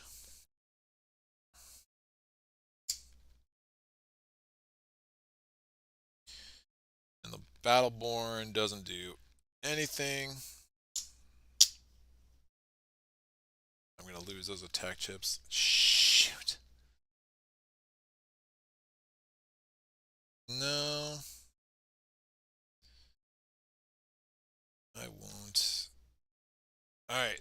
Lead minion for the Grovetenders is going to go 1, 2, 3. That does make progress, so he uses his full movement. We're going to use this range chip is what we're going to lose. The Grizzled Oak goes 1, 2. They are going to prioritize. If they can't attack a hero and they can't defeat a minion, well, he can defeat that minion, can he? Oh yeah, that's toast. Then they're going to. I should have put a fortification chip on that. Oh, it's did not see that coming. So it's going to attack an opposing spire. It can defeat. I'm sorry. A hero can damage or spire can damage. So the Treed is not attacking a spire with a attack chip, but it's going to take the bottom range chip off.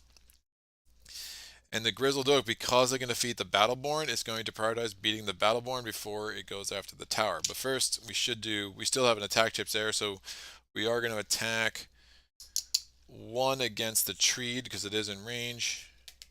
2 damage to the Treed.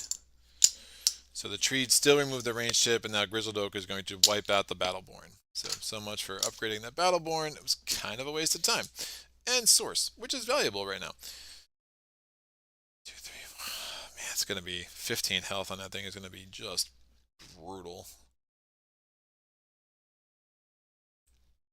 Alright, Osh is going to go 1. That retaliation of 4 is just absolutely gross.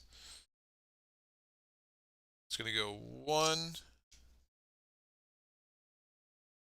2.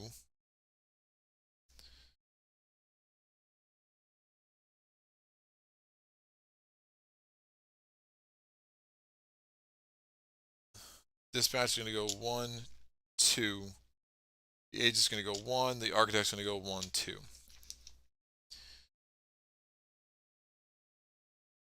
Osh can do 3 damage and just sacrifice himself, which I don't think is the craziest.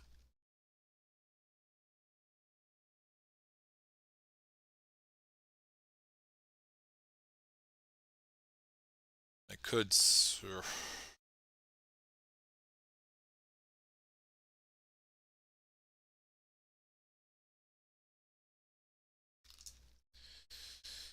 I think he's going to have to do it eventually. I think I'd take out the Treed first.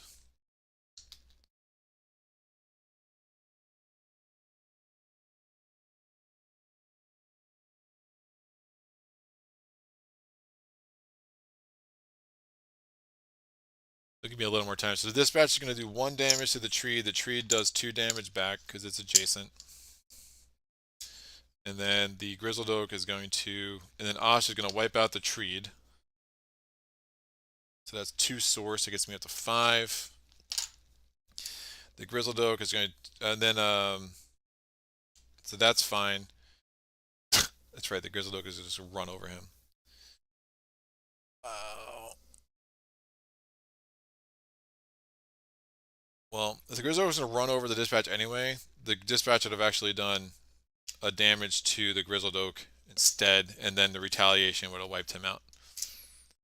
Because again, otherwise, again, Crush is going to go yoink, and it would have just done 2 damage to it, and it would have died. So it might as well get 1 more damage off the Grizzled Oak. The Grizzled Oak goes. It's going to go move 1, 2. The Siege Tower is going to attack it. It gets 1 more damage on it.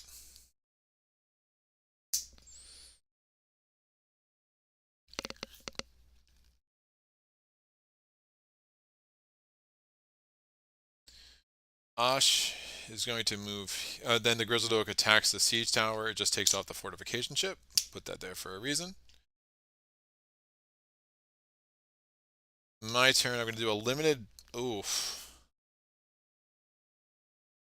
I had 1 source.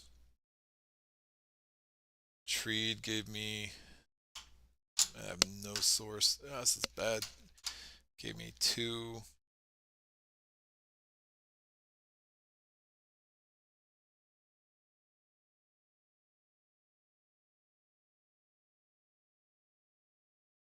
Oh, I got the 5 source. Did I wipe that out? Must have wiped that out. I don't know how I got the 5 source. Oh, I wiped that sucker out. Is that 2 or just 1? Tall. The stupid shrubbery, that was just 1. Yeah, so I must have had 2. Yeah, they got 3 more. It's fine.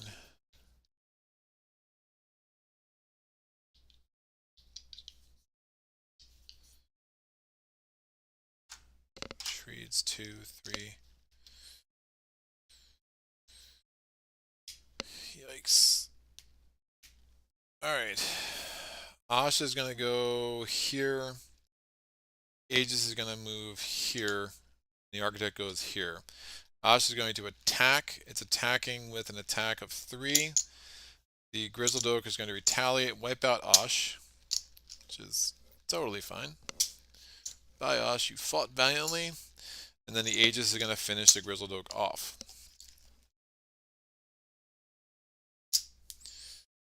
And that gives us 3 source. It's up to 8.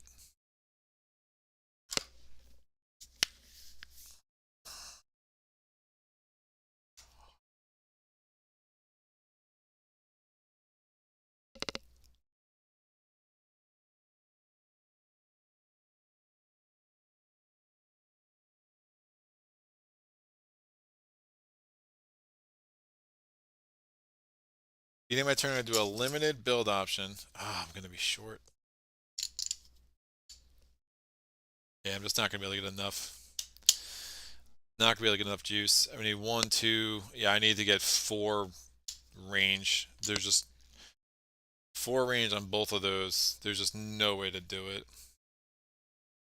I'm just not going to get enough source. Not going to get enough source.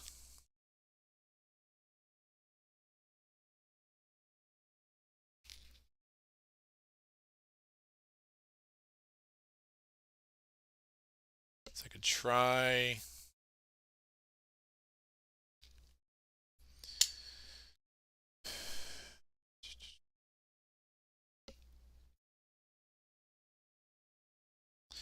Yeah, I'm not going to do it. Oh, it stinks. I'm not going to have enough range.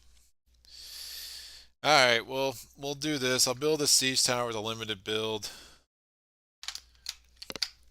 So 1 and 2, that's going to go there. The Aegis is going to move 1. This Architect's going to move 1. Architect's going to add a range chip to the siege tower and unpromote. Aegis moves 1. That cost me 6, by the way. Now, next turn, we're going to 1, 2. This siege tower is going to attack that retall. Wipes out that range chip. This siege tower can't reach anything. Next turn, Aegis moves. The Architect puts another range chip here.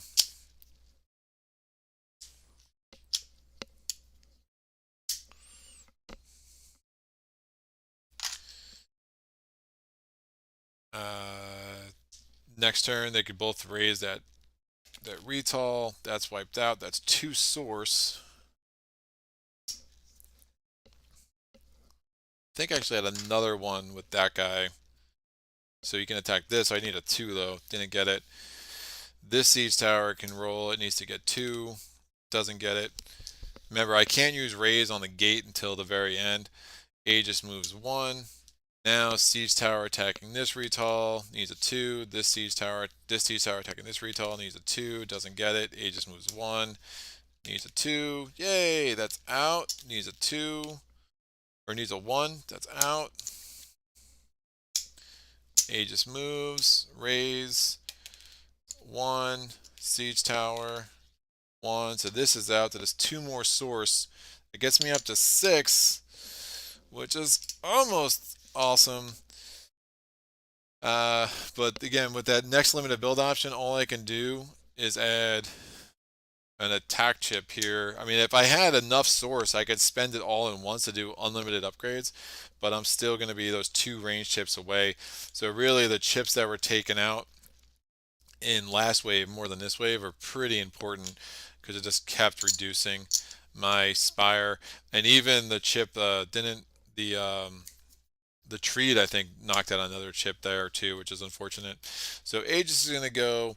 Aegis has 3 health, is going to do 2 damage. It gets 2 retaliation because the upgraded Fortress Gate, it would do 2 more damage, and that wipes out the Aegis. And now at the end of the game, I could attack with all my spires nearby, but I can only roll 2 attack chips, so clearly not going to be enough. And I roll 2 blanks. So we got 1 renown, which was not enough to get me happy, but we defeated Wyvan K. So at least there's that. But yeah, it just didn't really come together. I think the market was so poor in helping me take care of Van K that I just wasn't able to focus on actually getting these spires up. I mean, even if I had another architect out here, I just wasn't getting the chance. I mean, my last warm up yesterday, I had like, I think I rolled 8 dice in the end, but I already had that. I already had the gate down to 5. Like it was pretty gross. So just wasn't really able to get it together. Yeah, that would have been. This is something I probably Awaken would be interesting because this this Grail Goats, it's 5 source, only has 3 health. I could have wiped that out with Osh. Would have given me another place to build a spire maybe, but I just wasn't able to protect the spires enough as it was. You know, and Wyvan K coming out and saying, I'm taking away all your attack upgrades. It's like, but it only took the 1, right? But I kept losing the range, and that was a problem. It's almost like this kind of led me astray. If this was here and the other one was there, if I kill that guy, I have 5 more source, and then I get a spire there, that's nice and close. But then also losing that, and I had a really, maybe I shouldn't have worried about it that as much. I mean, I took out the 2 Aegis instead of bringing in the 2 Architects, but you know, it's like, come on, man. Oh, I brought in an Aegis instead of the 2 Architects, as that being a shrubbery was really kind of silly. So lots of things to kind of think about. It's a super puzzly scenario. Again, not my favorite compared to the first 2, but very cool, and I kind of like how different the scenarios do feel. Next one coming up is going to be the end of the Brawnen part of this beautiful story. I will probably replay chapter 3 until I get a different result, because how I just did that would make the next scenario a little bit easier, because there is some carryover in the number of renown that you have successfully gotten, and I only got the 1 renown. So again, that's a success, but just not really gonna, you know, not gonna really make the next scenario as interesting as I would want it to be for the channel. But we'll get that on there in like a month or so. You know, only deploying 1 hero is rough. I mean, you really do want some Merc heroes to kind of make your life a little bit easier, especially with Wyvan K. And the way the market came out just didn't really lend itself to that. But some of these guys are really, really strong. I mean, Callus is great. Definitely used him. He's got a nice 2 attack. Range 2, Spire shot. Like, he's really helps to neutralize Wyvan K a lot quicker. I mean, some of these are just really good. Barabun, but the evasive is nice. And the heroes are, you don't have to worry about them getting adjacent as much because you kind of control where they want to go. This gate port it was bad. I mean, you want to have two things that will give you source early. Having that gate port rig really didn't help all that much. The Earthscape was great. It does become it's a very vulnerable spot the way I'm putting it there. If I can get something like, you get an Earthscape that allows you to put the spire like kind of protected, that helps a little bit, or the double spire. That would have been a really nice Earthscape. So some of those things could really have made this scenario a little bit easier, and just given me more opportunity. Because again, if I have a spire here, there's going to be less opportunity for the AI to be attacking it, right? Because it's going to be a little bit more nestled. But once I have the spire here, well, now one, two, three, four, five path spots are adjacent. So you're basically just a sitting duck, and I just ended up I just lost too many between these two. I wasn't prepared. I probably should have put a fortification chip there, but I wasn't prepared for that to lose as many spire chips as it did. Um, so I think that was a mistake. Because then if I didn't lose any spire chips and I had more attack chips, at least I have somewhat of a chance. But I only got that stupid gate down to. I mean, it still had what 11 health, so I would have needed a lot of attack chips. I definitely needed to get a wave where I broke through a little bit more to do some more damage on the fortress gate. Demonstrates the replayability of the scenarios. Absolutely, yeah. This one's got a ton to kind of go to it. There's no cracking this code. I mean, it's like you crack the code based on what you have available for that game, and I do think the Uprising expansion adds to that just by making the market so different. So you're not seeing the same chips all the time. I also have the Portal Seekers expansion. I think it adds like what one swamp. I think the goats. Where do they go? Where are you, goats? I think the goats are actually from the expansion, so they kind of give you a nice boost of 5 source that can really help. I don't know where I put them. I don't know. They're hiding. I have goats on the loose. Oh, here we go. The Grail goats. I think they're from the Portal Seekers. I haven't really done much with the Portal Seekers there. I understand that's, you know, for solo play, not really that necessary, but kind of comes to life a little bit more in a competitive game, which I do hope to play this more competitively. I just played it once with my friend Steve. Um, Again, it was like the walkthrough, which I just found absolutely terrible, and we just haven't played again. So, but I think this is a game that I definitely have a number of guys in my group that would enjoy it, but that learning curve is so steep, and I think I'm more curious about playing some of the cooperative scenarios. I mean, I think that's really like Spirit Island, Maid's Night. These are games I'm fairly good at, right, compared to my gaming group, especially where having cooperative opportunities to kind of teach them games I love and kind of do it together, is really nice. So I'm curious to see if the cooperative scenarios kind of hold up. At some point, if I can get it to the table with one of my friends who's interested to learn it, but it's hard, man. It's hard to get this to the table with like a game like Too Many Bones, right? Too Many Bones is a much easier sell, I think, for my friends who aren't going to play it all that often. They just want to experience it, once or twice. Maid's Night, Spirit Islanders are easier sells for sure. I mean, this one's like, do you want to get crunchy for a few hours? 'Cause, this one just has that, and there's so many keywords, and it can be pretty overwhelming. Again, I put this game away for 3 weeks and come back to it. It's like, right. That's how that that's how that all works. I am getting at a point though where you just doing it. The more you do it, the less that learning curve is every time you come back to it, because you'll just be like, oh, okay, cool. Now you just kind of pick it up sooner and kind of get back into the flow without feeling like you're just googling stuff on BGG, and going through the rulebook 7 more times and whatever. But just one of those things that kind of layers on top of itself. But that's that. Thanks as always for the chat. I think they're kind of avoided any major mistakes. There was the one time I had to refigure what I wanted to do with my unit, to make sure he could get a good attack in on Wyvan K.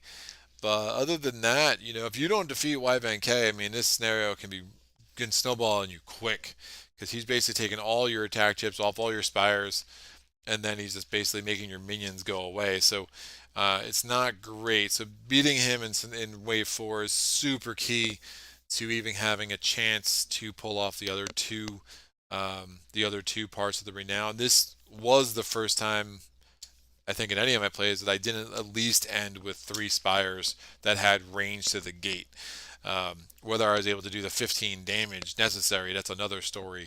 But not even getting that accomplished was a little rough. I'm not gonna lie. So definitely some strategic mistakes. I'm sure I'll have to go back and watch and kind of figure out what I would do differently the next time. But there's 16 scenarios in this book, and then you have all the expansions. Every expansion adds another 4 scenarios. Then you have the endless play mode, which I'm intrigued by. Maybe I'll get that on the channel one of these days. Do it like as an anniversary special or something, and just play for 7 hours. But yeah, it looks pretty nuts. I'm super curious. I love to see some people's high scores on that, like whether you actually can get up to like wave 28. It looks pretty daunting, but what do I know? But yeah, the rest of these look cool. I mean, the different maps and everything that in this book, just kind of flipping through it. I'm excited to do some deep dives in some of the other scenarios now that I feel like I get the Brawnen, and I think it will be super easier, super not super easy, but a lot easier now going to the Grovetenders, going to the heirs. Now that I've played against them, it's like, oh, okay, all these keywords are familiar. Yeah, they're going to have a little bit of a different meaning when you're controlling the faction, but at least you have a general idea of like, hey, how do these different characters work and who's strong and who's not. And also when you're playing against the Brawnen, it'll be a lot easier because like I know all those keywords now. So that's it. I am totally yammering. I posted a Maze Night on Sunday, so if you haven't seen that, go check that out. Did a Realm of the Dead scenario with Tovax, so always happy to get Maze Night back on the channel. On this Sunday coming up, I'm releasing publishing a video of the Search for Planet X, which is a nice little deduction game. Very cool solo mode, very user-friendly app. So excited to see the response to that. But obviously, we'll be back, and we just finished the Spirit Island Strength for Strength series. We did it last Wednesday, so we wiped out the last 2 level 6 true solo games there. I have a 2-handed playthrough of that I want to do pretty soon. Plus, I have a scenario with Lightning Swift Strike that I'm going to put on the channel pretty soon. Learning a bunch of new games, so I got a lot of new content planned. Next few months should be crazy. If you want to see the exact schedule, you go on my Patreon page. The link is in the description below. I put a schedule out about a week before every month. Sometimes it's like as soon as the month hits, but it's up there pretty soon, so you can see the exact schedule coming up. Make sure that you see everything you want to see over here in Solo Playthroughs Land.